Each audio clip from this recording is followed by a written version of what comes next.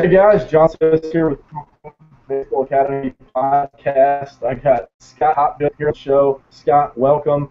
Big time baseball guy, big friend of mine out in the San Diego area. Scott owns H12 Baseball Academy in East County in San Diego. If you're in the area, check him out.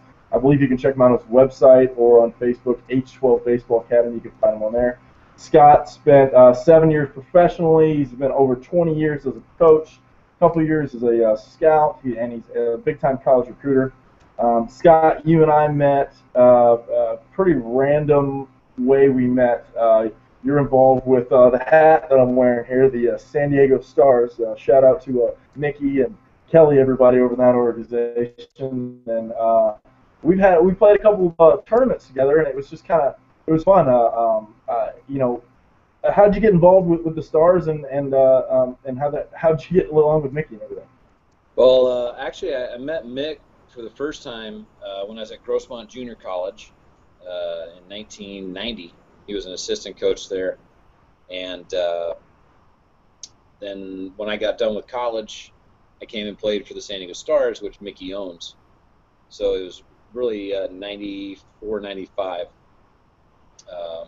when I started playing for him with the Stars, and I used him kind of as a bouncing board for my talents when I was playing, and got an opportunity real quick. I only played a couple tournaments with the Stars, and then got picked up and went and played in the Prairie League, and then went over to the Western League.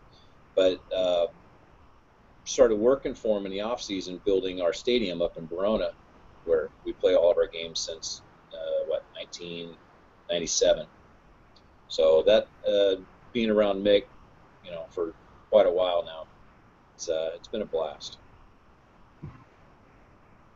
Okay, that's awesome. Yeah, and I've been to that stadium. It's such a it's on Indian reservation, and it's crazy, such a quality field, and Mick really does a great stuff, especially for a full-time job, and all of this stuff he's got going on. He does a great to have a little semi-pro thing, and I'll go into the story of how you and I first met, which was, my whole thing since my career is I've just been trying to meet people and network and really just and try to help. For what I've seen with life and baseball, it's all about networking and making connections and seeing who can vouch for you. And, if you perform, who can say, hey, I saw this guy throw this time, and, he did well, and he deserves to move on or whatever, and I'm putting my stamp of approval on him. And I think that in the baseball world, that's just such a big strategic thing for at any level of baseball when people are trying to get recruited or go, professional or whatever they're doing. A word of mouth is huge. And I'll never forget this. We're in Wichita. We figured out that the league that I was playing in after my second year professionally was not considered real baseball. Go figure. Of this tournament we went and played in Wichita, and so I'm told that, hey, if you want to come play in this tournament, and I actually had already played in this tournament back in college. I know it's an amateur tournament, or it's supposed to be an amateur tournament, but the rules that we found, and I verified it because I knew it was an amateur tournament. I wanted to make sure I wasn't, causing any problems. Said it was an open roster. It was not and the rule was if you hadn't been with a professional team for 2 weeks, then you could play in the tournament. And almost one day after the limit, I had finished my season. And so we drove from New Mexico over to meet you guys over in Wichita. I think it was like 8 or 9 hours, maybe a little more. Big caravan of about 7 of us. And we head over, meet Mickey, and meet you. And I really didn't know what to expect from anybody, except for the fact that the way it started off, we had an 8 a.m. meeting for like a 1:30 game that got pushed back to 3:30 because of time or whatever it was. And I remember just being like, how are we going to play at 1:30 in Wichita in July? Like, God, that's going to be terrible. Like, hot and humid and just not very fun. And so we get up to the 8 a.m. meeting, and I out in the parking lot, they tell me, and there's just this bus or camper, and And I'm like, what? I'm looking at some of the guys. I'm like, what is this? This is a mission. The whole time, one of our former teammates and one of your former, Mike Lang's going, you got to play like a star. Just be a star. That's just what you got to do. Just be a San Diego star. There's nothing you can do about it. I was like, okay. So I'm rolling with the punches and mix, 8 to 8:30, he might have dropped 200 F-bombs in that first meeting. And I'm just like, I'm already in love with this guy. I'm like, I don't even know who this guy is. I know he writes the lineup card, and he introduces us. And I'm kind of looking around and seeing who passes the eye test. I see a couple guys, and I'm like, oh, you're kind of big. You look like this and that. And we had met a couple of guys the day before at some kind of player party that we dominated, but we'll leave that behind closed doors. And so that was my first impression of you guys. And I just remember really being, almost just at home, just at like how much there was so much care from Mickey and you, but in the same sense, like right as he'd be like, hey, this means so much.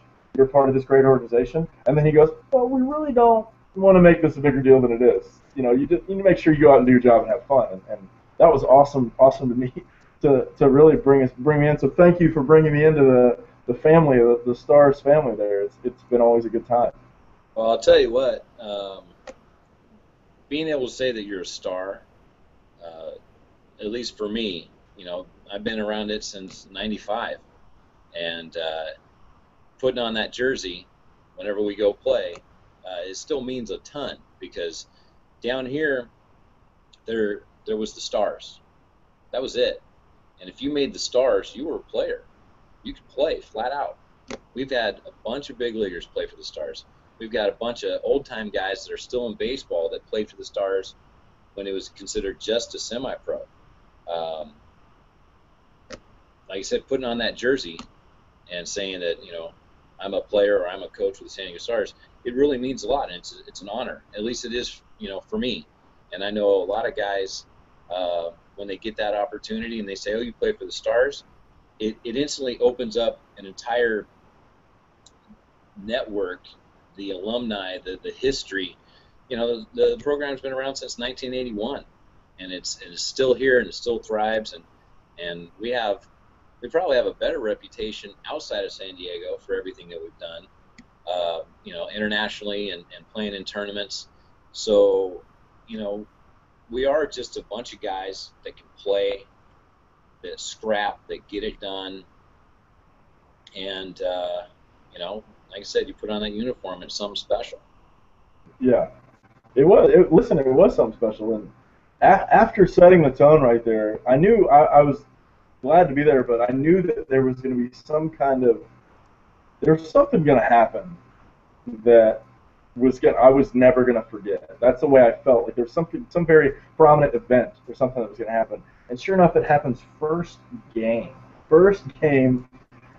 I'll never forget. So I play catch with a guy that's in our league. We don't really get to play catch for. Matter of fact, we talked about 5 minutes when we got done playing catch about how much fun we were just playing catch, throwing change-ups, and two seams, and cutters, and sliders, and really just having fun. And I completely forgot. I went complete 12-year-old kid, threw way too much, completely forgot that I was in relief, that it was 100 degrees on the turf, and I should be ready in a moment. And I remember watching, I found, you guys told us who was starting, who was relieving, who was first out. You guys told me that I was supposed to be first out. So I'm thinking like, okay, I'm going to go get some water and hang out and watch, I'm watching this kid throw down the line. He seems like a young kid. And I remember you going like, yeah, he's a JUCO guy, he's got a couple people looking at him, but, you never really know. You flip a coin. I think you said something like that. And I was like, okay, so I'll be ready early maybe. Just be ready. And so Mick walks down to the bullpen with you, and he's throwing, and I wasn't even paying attention. Me and all the guys were all BSing, having a good old time, and Mick walks by and pats the kid on the butt, says, hey, good luck, and he lets him go by him, and he gives all of us daps down. And I was like, oh, look at this kid. He knows what he's doing. And he gets about 10 feet away from the bullpen, and Mick just stands there. And he looks at me squarely, and I tap him on the shoulder, and he goes, get hot right now. And I said, what? We haven't even started the game yet. Like, I go, are you sure? And you go, yeah, get hot. Did you see that bullpen? I go, what? Are you serious? We haven't even national anthem. They're not doing it. Game starts in 2 minutes. And matter of fact, like we turned around and we were away, and I was like, oh, okay. So I get up, I grab a ball, and you go, no, you don't understand. You need to start firing cheese right now. And I go, and at this point I was like, okay, you guys are messing with me. Like, and I'm like, man, then I got two of the buddies of mine that are over there in the bullpen going, yeah, hey, missiles right now, third throw. I know, go ahead. And you're looking me dead in the face. No, I'm not lying to you. I'm like, okay. Well, and I put my cleats on, and even though I just got done throwing 5 minutes ago, and so I start playing catch with the catcher, just start throwing, and I turn around, and our first inning's already over. We went 3 up, 3 down in like 6 pitches, and I was like, oh.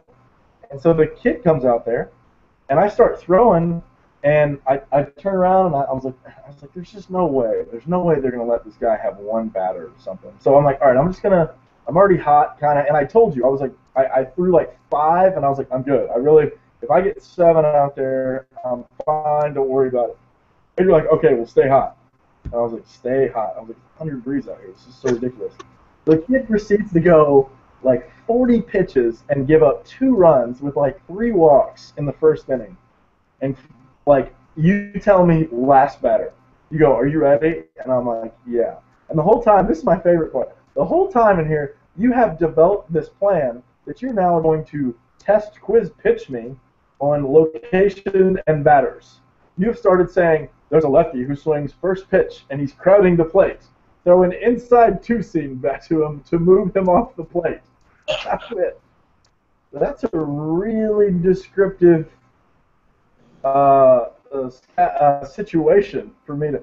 Well, hey, you're the boss. You're the pitching coach. I got to respect that. Catcher, give me about 2 inches off the inside corner. I'm going to go 2-seam right there, and I throw it, and I hit the spot, and you go, okay, good, all right, very good. Make sure you're staying 1-1 or 2-1. And then so I'm like, okay. And so I look over, and the kid gets out of the inning. We go 3 up, 3 down on like 7 pitches. And like I tried to sit down, and you're like, no, play catch to the left fielder. I'm like, what in the world? Like, I've thrown so much right now. But play catch to the left fielder. I come back in. Kid goes back out. Gets 2 quick outs. And I'm like, okay, he's made it through the first inning. I can sit down. I go to sit down, and I look down, and you go, do you see Mickey? And I go, what do you mean? And Mickey is staring down near the bullpen at you, and he's got his hands up. And he's looking like, what? Why isn't he throwing? I'm like, there's 2 outs. Like, 2 outs in the second inning. What are you talking about? The kid ends up walking 2 more guys with 2 outs on like 8 straight. So I get hot. I throw a couple more, and you're like, are you ready? And I'm like, sure. And you go, wait, hold on, 1 more. I go, okay, what? And you're like, backdoor curveball to a lefty donkey. Make him chase it in the dirt. I go, are you serious? Yeah. Yeah, that's where I want it. I want it short hopping the catcher. There you go. I throw it, I bounce it, the catcher wears it. I didn't think the kid was wearing a chest protector either. And then you yelled at him. He was some young kid too. How come you're on the bullpen with a chest protector on? I was like, I mean, you're totally right. But you told me to throw it. I mean, the kid should have known. So, yeah. So then I proceeded to go out and blow up the whole tournament, even though nobody knew what was going on. Nobody, all the damn protests. And I go out and throw 5 innings, like we win the game on time limit or whatever. I think it was 7 innings. I don't remember what it was, to be honest with you. That is run rule. It was something crazy. It was run rule. That's right. It was 5 innings with run rule. And you guys threw another guy. That's what it was. So I threw like 5 innings and threw like cutters and sliders, and 4 college kids didn't have a chance. So anyway. So yeah, now that we're warmed up, that's my Scott Hopgood story. That's my favorite. That's my favorite. And we'll get to the Vegas story later on that. The whole. Great. Anyway, So let's get into it. Let's get into your expertise. You got H12 Baseball Academy over there in San Diego. I'm seeing some great things. I'm seeing some reviews by people. I love what you're doing. Big applause, by the way. I love what you're trying to do in the community over there to help push baseball. I especially think with all these reports coming out on, all these football and soccer and all these head injury sports, that I think baseball and basketball are really going to make a surge in American sports because it's just a safer game to play. Some people say it's a little bit more of an expensive game, but I mean, times will tell with that. I mean, football's really an expensive sport if you think about it, with gear and all kinds of stuff happening, injuries, and anyway. So I want to compliment you on your Sunday. What's your Sunday morning? Tell me your Sunday morning thing you got going on there. We call it the Free Swinging Sundays. We're open from 9 to 1, and you can come in and hit for free and hit in the short cage and throw bullpens and hit it off the iron mic and the jugs. And I mean, really, it's turned into like a Sunday morning party for all the people that just want to come out and hang out and get their kids some extra swings. And it's good for us because we give free instruction, and you get a kid to make some solid contact, and parents get a little fired up, and the kid's smiling, and then they become part of the H12 Baseball Academy. And our thing is, if you're going to play the game right, you got to learn how to play the game right. And a lot of these kids, especially at the younger ages right now, they just go up there and swing and really don't have an idea what they're doing. So we only have professional instructors, myself and Nelson Simmons and Chuck Mormon, who's with Texas right now. We're teaching, hopefully at a younger age, the correct way to do things so that they fall in love with the game. I think the biggest thing with kids these days is they go out and swing and they strike out, or they're not having much fun, and then they go, I don't want to play anymore. So, we got a bunch of young clients that are learning the game right and having fun. And Saturday turns into my text message videos of all my clients going, hey, look, he hit his first home run, or hit a double off the fence, and that for me, that makes me feel great. And the kid's happy, the parents ecstatic, because they're getting something positive out of the money they're spending. And really, you can't put a price on a kid's smile when they're successful out on the baseball field. So I think that's the biggest thing for myself and for my other instructors, that we're bringing the joy of baseball to the next generation. So. Yeah, I think that's outstanding, especially in my area. Hopefully this season goes well, but next off season I'm really going to look for a place similar to like what you were doing, and probably copy some of your model, your business model and stuff, because there's a little bit north of me, 15 minutes or so, there's a pretty good baseball following, and they're very small, but people understand that any sport you do, it takes work, and there's no instant success in baseball. I mean, if you go up there and hit a home run on your first swing, I mean, you're just so lucky.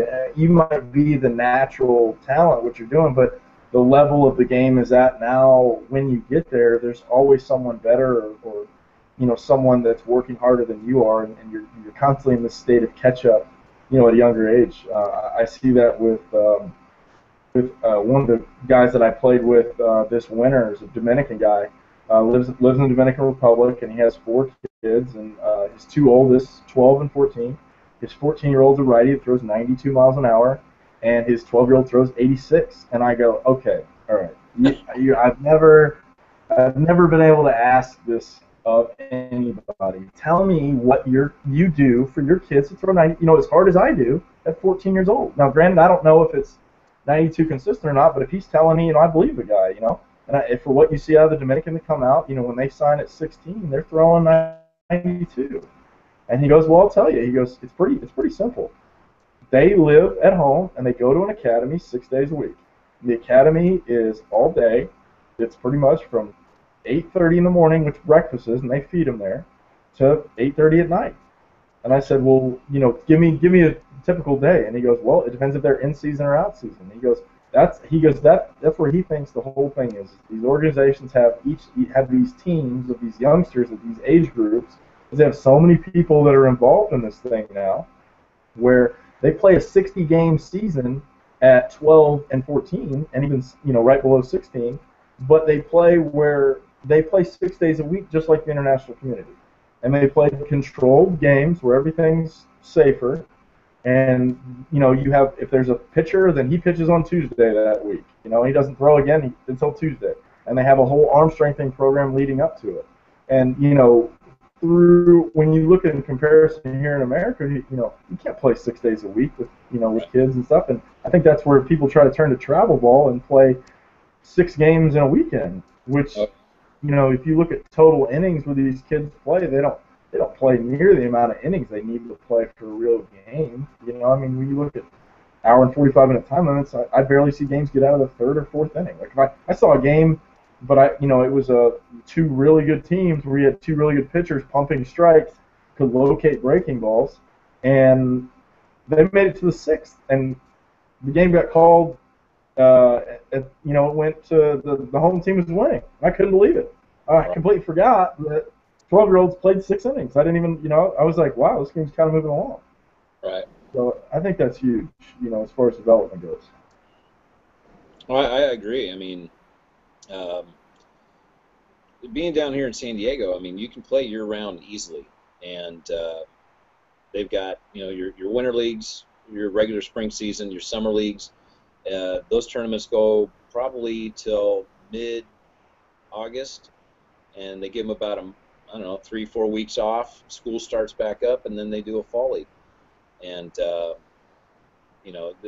could be a lot, especially, with the better players. They're playing perfect game, and for the Team California out here, they got about 7 teams, and you've got a bunch of really, really good travel ball clubs that go to Georgia, and go to Arizona, and go to Texas. So for the upper echelon player, you can play year-round with other players of your ability, and that only lifts your game. I think where you struggle is with the average player or below average player that's playing a ton of ball, not seeing the successes, and usually leading to injury. But the ones that are taking care of themselves and doing the proper training, those are the guys that excel. And it's real easy to see at the high school level the player that's been dedicating themselves. So from a standpoint of scouting or recruiting, you always want to find out what travel ball club they're playing on, and then what high school they go to. Because to be honest, for someone like me, I could care less how well they did on a travel ball club. I want to see how they're doing against their kids in their area, and that's how we kind of divide it out here is by area. So, but we're talent rich. The last couple of years you've had dozens of ball players getting drafted. So it's fun to watch. I love watching good baseball, and we definitely have that here in Southern California. Okay, well, let me get to my questions after. We kind of touched on a little bit. Do you believe in travel ball? There's been a big thing in the online community that I've seen where someone posted something that Joe Madden said he doesn't like travel ball, and to an extent, I can understand what people are saying, but like a league here in town where I'm from, they only had the past 4 years. They've only had enough teams or enough players for 2 teams. Right. So they play a 10-game season, and that's the baseball season here, and they wonder why baseball isn't as developed. And you get to the high school level, and people go, oh, well, he dominated the area, and then I go, well, as soon as he heads off to college to play somewhere that's worth a dang, the kid gets lit up, and they're like, well, what happened? I'm like, well, he didn't get, there wasn't the level, someone pushing him for that. So that's your question. Do you believe in travel ball? I think it's good. Now you're talking about how you had 2 teams in 10 games. We've got I can't even tell you how many teams, and I can't tell you how many games they play. It's to the point actually it's probably a little watered down because we have so many players that they can afford to play, and well, you get 12 guys, you start a new team, and you'll go to a triple SA tournament, and there'll be 50 teams in 5 different age brackets. It's crazy. So I would almost say that it's almost a little watered down here. Um, that's why you probably got about 8 organizations that are really, really good, that are well organized, that take care of their players and put them in tournaments that are going to get them seen. Then you've got that other group where it's a whole bunch of guys that just want to play. And when they play those upper echelon teams, I mean, they get handled pretty well. Um, so we're just on the opposite scale. We have so many players here and so many teams that it's gotten a little watered down. Yeah, But I do I agree with totally you? understand. I think it's great. I think travel ball is great. With the travel ball, that brings me to my next point. We talked about my buddy who his sons in Dominican play 60 games in their season. And by the way, they play 60 games in the spring, and then the 3 quarters of the year they train. I think that's why that those kids have developed so much. They're having, each kid's different. Some kids can handle working out and hitting the weights at 12, but some kids can't. So, they Right. have all these guys that have been playing baseball and training 7 days a week since the 60s or whatever it was, when it really became popular at that point. I think it was the 60s. I saw a documentary recently on it. So how many games do you think a 12-year-old should play in a year? And games is a loose term at 12, but how many games do you think they should play at 12?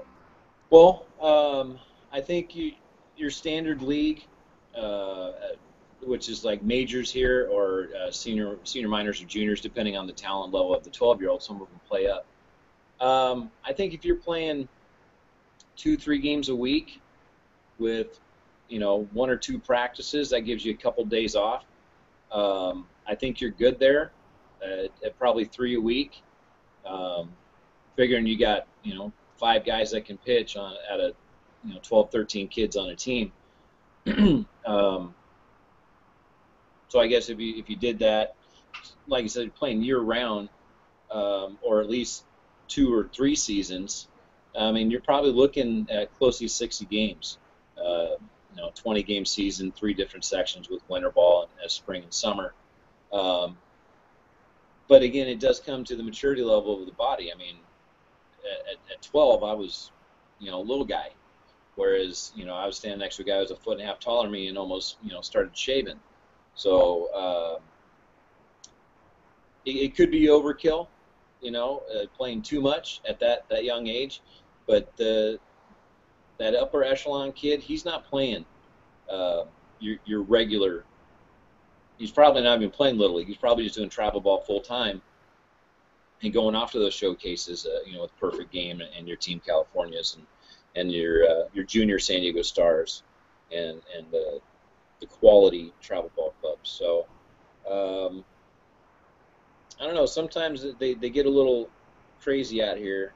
You got these gung ho coaches that are doing 3-4 games a week and then 2 practices, and the off day is an optional workout if they want it. And at 12 years old, that's quite a bit.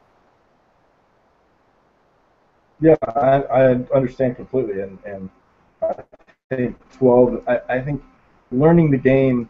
I think you have a big scale of really hard to find the answer. Is training more important at 12, and getting them really good at the fundamentals of hitting and throwing and pitching and catching, or and then you have this experience side where you have the kid that's played more games than the other kids, and he's been in more situations, and his reaction times, and his him to make the correct decision more often and quicker than the other kid, is really big. So I think it is. I think you made a great point with which knowing the athlete is kind of the biggest thing, and having the parent, being able to go, maybe you need to take a weekend off, or and be a 12-year-old play.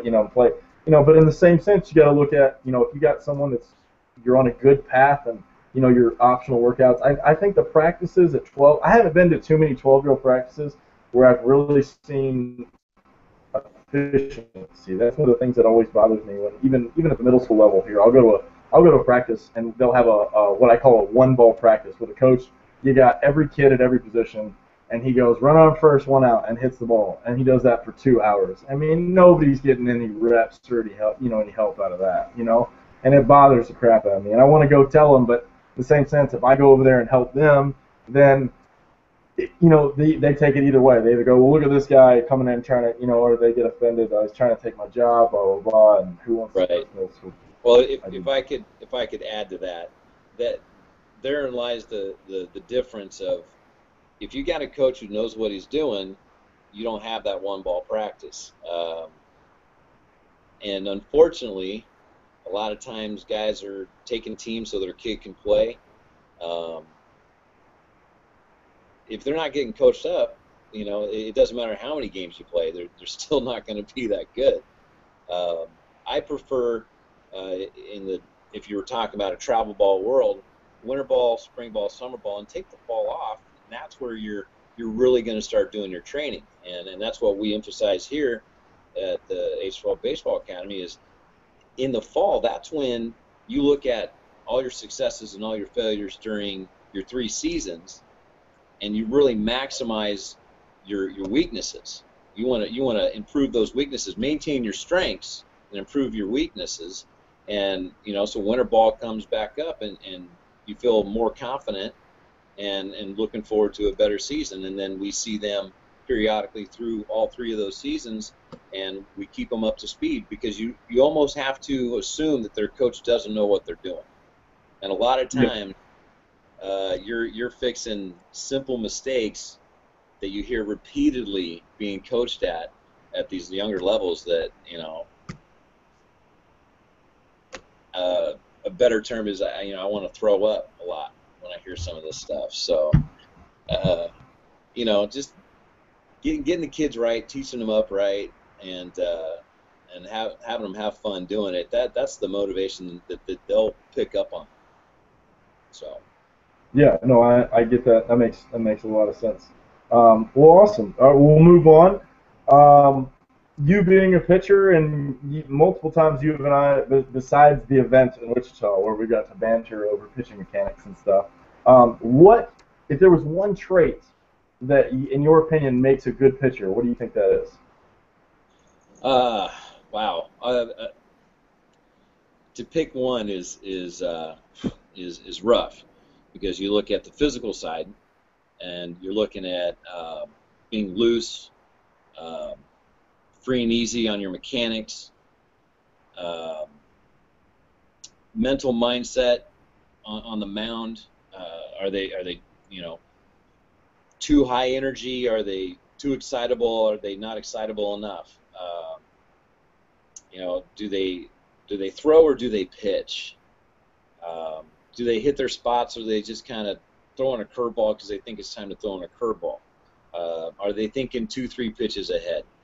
To pick one is difficult. I think I would have to say confidence on the mound, and that's easy to see. You see a guy out there, and you're like, this guy wants the ball. This guy's ready to go, and that resonates throughout the team. So I'd probably say confidence, if I had to pick just one. Yeah, I'm a big believer in that, and believing that I've read a couple athletes' books. Pete Rose, one of my favorite books, on even though in the book he goes through a lot of his gambling things, but one of the things that I do remember him talking about how he played the game and how he got his chance and got in there, and he always believed that he was gonna get a hit and nobody was gonna beat him, and if they did beat him, he would act like it never even happened. And it was funny to read that in his book and talk about how he went 0 for 4 so many times in his career, and because he hit 1 or 2, he would come up possible 5th at bat, and then he would answer the reporters at the end of the game, I was real happy to go 1 for 1 today, and they'd be like, you were 1 for 5. I don't know what you're talking about. No, I was 1 for 1. No, I was 1 for 1. I'm pretty sure it was 1 for 1. And so that confidence, in the baseball side, which, I had a kid the other day talk about, I'm trying to tell him when he's with me, I got this 6'2" freshman, and he doesn't know how to act around his peers that don't play baseball, or his peers who do play baseball that don't understand that confidence of it. Where he goes, uh, you know, when he's himself, like, and we'll do a lesson and we'll be working, you know, and I'll throw to him sometimes, and he's a pitcher catcher, and I'll throw to him, and he's like, hey, you gonna start throwing it hard? And I'm like, yeah, sure, you know, whenever you're ready, you know. And I said, watch out, I'll snick a two seam on you, and don't let me blow your thumb up, you know, and we'll have a little banter, and he does that. And you know, he said to me the other day, it was so funny. He goes, you know, I can't really do that at baseball practice with my teammates. I said, why not? He goes, well, they always think I'm like, they think I'm like picking on them or like I'm being a dick, you know. And I said, dude, that's you just got to know who to do it with. I said, Yeah. you're Yeah. gonna get older, and that's all it's gonna be. Is Right. if you're not shelling it back out, it's not gonna work. Right. And I was like, so you got to play the game until you get there. I was like, if it's just you and me, and you know we're gonna get after it, then we are. But other than that, I mean, that's that confidence. I said, you want to believe in yourself when you get up there. And we even had an event where he gave up a hit to a guy, and then whatever somebody, you know, I think the guy bat flipped on him, like he had a double, you know, the JV high school game. He bat flipped on him, so he got mad. And we had talked about this scenario, and the first thing he thought was, I'm going to smoke this guy in the ribs the next time. And I go, you can't do that, man. I said, the game's too important. Who cares if Right. he hit a double? Who cares? I think there should be more celebrating. Me playing in Mexico, the guy bat flips on me, I don't care. Like, it doesn't, I can get mad. You know what I mean? It is the showmanship, but it's more exciting for the game. It makes the game more fun. When you got videos of 10-year-old kids bat flipping, throwing their hands up and stuff, and the parents going crazy. You know, that's fun. You know, that's the kind of fun. You know, that stuff happens. And I said, you know, and I said, well, what happened when you face the guy next time? He goes, oh, I struck him out 3 pitches. I said, exactly. And I said, well, how'd you strike him out? Looking or swinging? He goes, oh, I threw a cutter off his inside knee and struck him out on the inside corner. I was like, that's a crazy pitch to throw at 14 in a JV varsity or a JV baseball game. And he struck him out looking. He's like, yeah. I was like, well, that's the mindset you have. Hey, you're not going to get, you know, I'm not going to give up a hit to you again or a double. You're not going to bat flip on me. I'm not going to hit you. I want to make you look stupid. You know, and it's from there. So I love that answer. Confidence is a great answer. All right, we'll move on. If you had a mechanical tip for a pitcher tomorrow, what would be one tip that you feel like is pretty general that could help all the pitchers? Well, that's actually easy. Momentum towards home plate, um, for a number of reasons. One, it keeps you on time. Two, it keeps you from falling off. Um, you know, exposing the shoulder, exposing the elbow. So I would definitely say momentum towards the plate. You know, momentum down the hill towards home plate. Um, being online, being on time. Definitely momentum. Momentum. Okay. And would you say that that's for my terminology, what I use over here on the East Coast? I actually use something more mechanical of a word, and I want to see if this is something that's similar to what you're talking about. And maybe I'm going too far with this, so this is a good little banter. Okay. Stride speed, is that possibly something that could be an analogy to that situation? No, yeah, that definitely goes with it, because if we are on time with our momentum, that means the knee action, the front side, your torque, everything's on time with your momentum. It starts with the momentum to get you on time. So if you're doing, what was the term you said, stride speed? Stride speed, yeah. Yeah, that all coincides with momentum. Being smooth, free, and easy leads to a certain time, which you can put a clock on it. It's supposed to be a second from toe up to toe down. That adjusts with your momentum. If you stop your momentum, landing stiff on the front side, well, that stops your momentum, which then throws your timing off completely with your mechanics. So if you got a kid that's specific on your stride speed, and they vary from that, that's negatively affecting their pitching mechanics. If you're smooth, free, and easy with your momentum, and you're on time. Everything's smooth, free, and easy. Everything's good because your momentum was right. So with that, you know, depending on what you're teaching, you know, for us, it's about knee action, it's about front side, it's about getting down the hill and being on time. So your stride speed is relatively comparable to being smooth, free, and easy with momentum. So it's the same, just, you know, different terminology. That's all. Yeah. Okay. Awesome. Well, I mean, you and I have always had very similar philosophies on certain things, and you know, which I've we stole a both few. believe. I've stole a few from you. Yeah. Well, no, it's the same thing. I mean, it's you know, that's why we've always been good with this about pulling things back and forth, and I mean, that's why I you know, recently I posted those videos on the medicine balls and the bands and things that I really personally found successful that I over the years, and I've just had so many people asked me about it, and a lot of my clients, and I just figured, you know, why not make a video that they can consistently reference to make sure they do all their exercises. And I'm constantly adding more. I got my buddy, my best man from my wedding, my original corrupter, if I say. I'm hopefully going to have him on the podcast.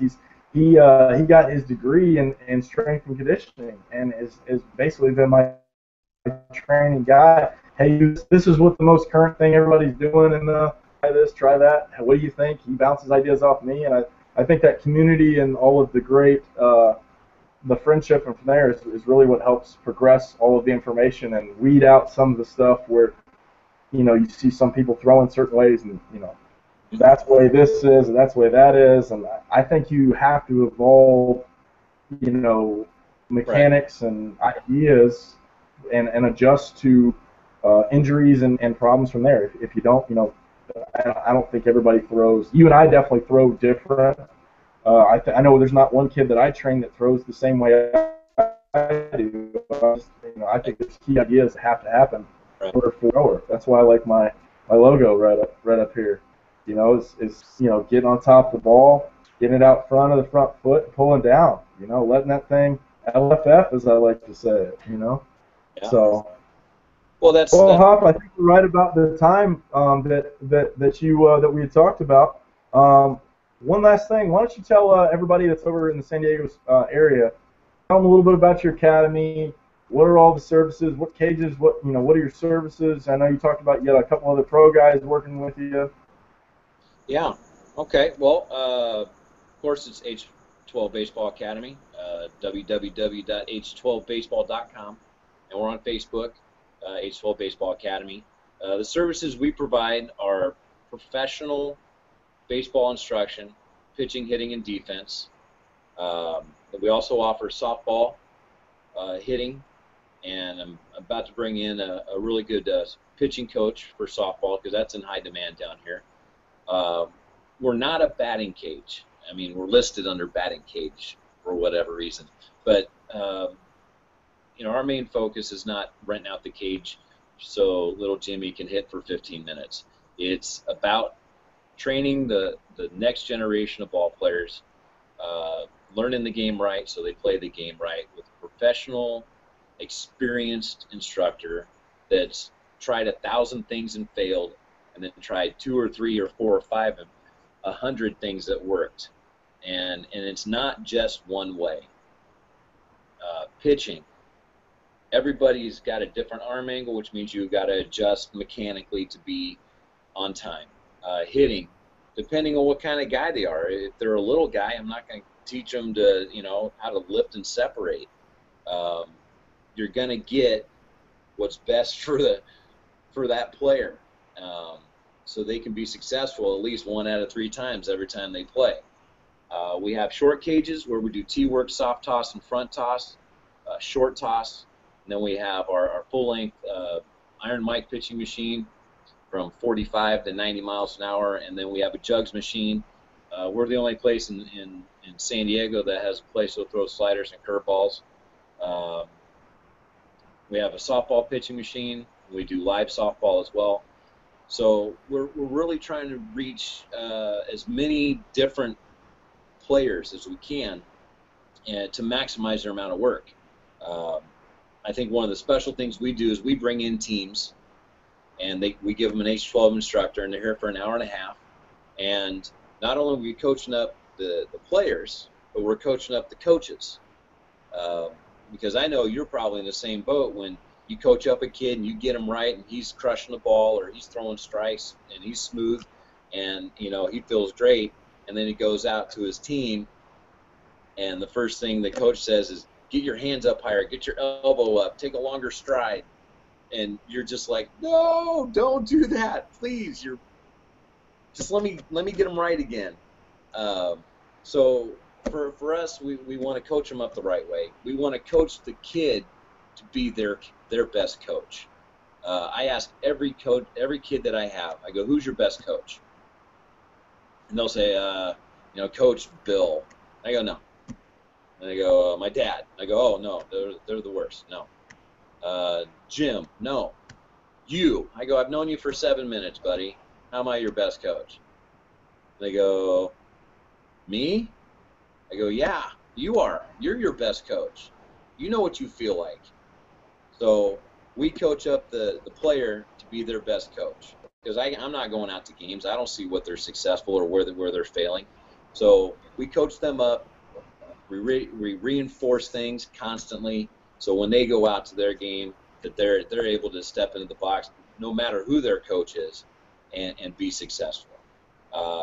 So that's where that team goes in, the private instruction. And really coming here, it's not a batting or a warehouse with nets. We built kind of a nice little arena here, and very proud of it. It's turned out, you know, the image in my head turned out to be reality, and we've gotten a lot of positive feedback, and we get a ton of repeat customers. Sunday is a circus here for free swinging Sundays, and it's a lot of fun, and we got great people and great kids, and you know, hopefully we'll continue this for years to come, and you know, get that next generation of players. So check us out on Facebook and the internet. And, you know, come down and see us and see if we can get you right. Yeah, if anybody's in the San Diego area or coming over that way, I totally checking out at H-12 Baseball Academy and Scott Hopgood. Scott, you know, I'm going to be over there in a couple weeks. Hopefully we can get together. Maybe I can see it. If not, I'll be over in that region all summer. And we definitely got to get together and play catch like we did last time. That was pretty fun. So, dude, I appreciate it. And you know, we got to have you on again. You know, and if anybody, like you said, if anybody needs to get a hold of Scott that's in the area, you can reach him at h12baseball.com, right? Yep. And then check him out on Facebook, H12 Baseball Academy. We'll put links and descriptions and tag everything on here when I upload this podcast. So, Scott, I appreciate it again, and you know, thanks. And I love the you got to put that on a T-shirt, by the way. You are your best coach. I think that's I mean, slap that on a motto, coin it, do what you got to do. I mean, that goes right after my favorite one of my favorite coaching base running situations I've ever heard is Ricky Henderson was on this ESPN interview, and it's the best thing that I love shutting down all these travel ball dads and coaches and everything is he says who's your same situation, who's your best, who makes a quicker decision to go first to third, you or your coach? Well, my coach. Why? You're running. Mm-hmm. Ricky Henderson knows when Ricky Henderson needs to go to the next base. Ricky Henderson can see the baseball. Ricky Henderson. Yeah, exactly. So that's my favorite. That's what I tell him. I said, you can see the baseball. If you hesitate and you feel you hesitate, don't keep going because I'm telling you keep going.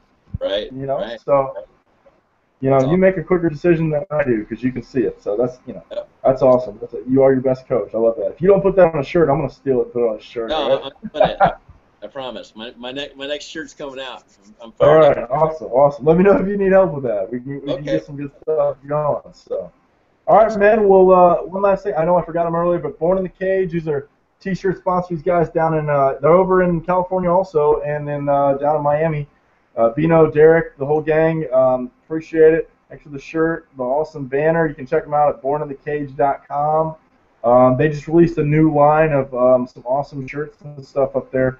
Hopefully, I'll get some new gear to rep this year. I was pretty excited rocking my American Born in the Cage shirt down in Mexico. They definitely knew where El Gringo was, as they call me down there, or in Rosarito, El Caballon, which is the Grand Horse. As far as you know, yeah, that's good. As far as I know, I mean, hey, what are you gonna do? If they like it, you know. So. That's awesome. All right, well, I appreciate it. Thanks again, and you can check out my website, EmeraldCoastBaseballAcademy.com. I just got the online store working on there. Got some print-to-order shirts coming out. Go support the cause if you guys want to rep some. I got some awesome three-quarter shirts. Just got some new blue ones in here with a new logo here. Little Emerald Coast Baseball Academy. The three-quarter. Now here's with these. I love these. The stitching. They're actually stitched off, not like the you see the guys on TV that cut them. I don't like them cut because they keep fraying. These are actually professionally made. So Hop, I think you got one of those too from way back in the day. So I have to break that out one day. So I got black and gray one. I love it. Yeah. Awesome. Well, thanks guys, appreciate it, and like us, share us on Facebook and let everybody know about it. Hop, once again, I appreciate it. All right, sir. Hey, thanks for having me on. I appreciate it, bud.